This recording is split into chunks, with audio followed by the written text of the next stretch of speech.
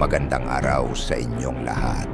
Sa ating kwentuhan ngayon, sasaliksikin natin ang mga nakakatakot at tunay na kwento ng mga multo mula sa iba't ibang sulok ng Pilipinas.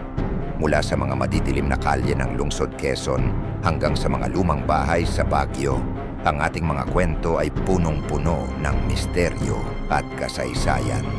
Ang mga kwentong ito ay hindi lamang tungkol sa mga espiritu, kundi pati na rin sa mga alaala ng mga taong nawala sa mga pook na ito.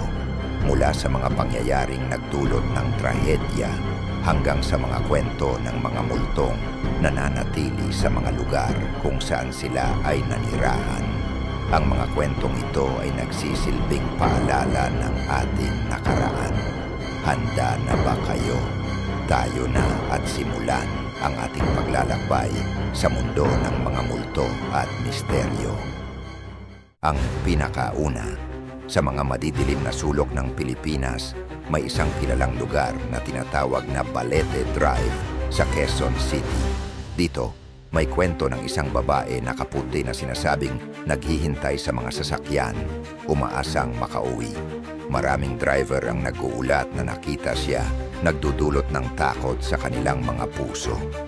Ikalawa, sunod ay ang Ozone Disco, isang dating sikat na disco sa Quezon City. Matapos ang isang malagim na sunog na pumatay sa higit sa 100 tao, maraming bisita ang nag-uulat ng mga multo at tunog ng musika na tila bumabalik mula sa nakaraan. Pangatlo, sa Manila Film Center, isang malupit na aksidente ang naganap noong 1981. Sa trahedya, umabot sa 168 ang namatay at sinasabing naririnig ang mga sigaw ng tulong mula sa mga kaluluwang hindi matahimik na nalibing sa semento. Pang-apat, ang bahay na pula sa Bulacan ay puno ng kwento ng mga babaeng pinahirapan noong panahon ng digmaan. Ang kanilang mga kaluluwa ay patuloy na naglalakad sa paligid ng bahay, nagdadala ng takot sa mga dumadaan. Panglima, sa Diplomat Hotel sa Baguio, maraming mga bisita ang nakakaranas ng mga hindi maipaliwanag na pangyayari. Mula sa mga aninong lumalabas sa dilim hanggang sa mga tunog ng mga hakbang sa malamig na sahig. Pang-anim, ang Clark Air Base Hospital na abandonado na ngayon ay tila naglalaman ng mga alaala ng mga namatay na sundalo na nagbibigay ng pangingilabot sa mga pumapasok dito.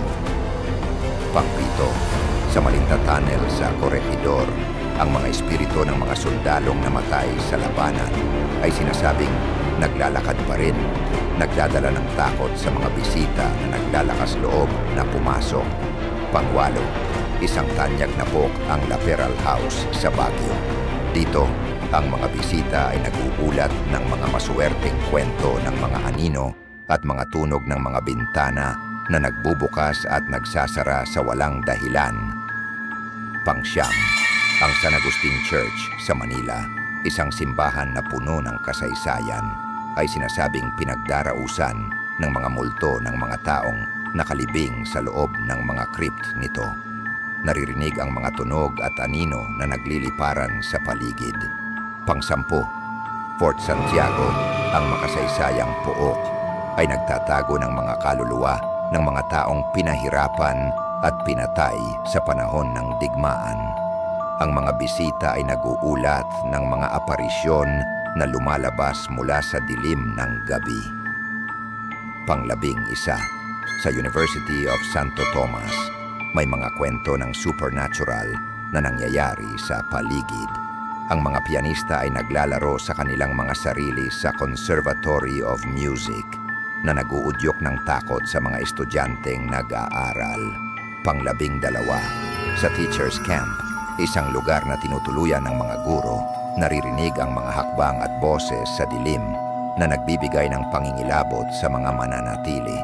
Pang-13, at sa wakas, ang Maanghit Cave sa Antique, kung saan ang mga bisita ay nakakaranas ng malamig na hangin at mga tunog na tila galing sa loob ng mga pader ng kuweba, ay patuloy na nagsisilbing takbuhan para sa mga mahihilig sa takot.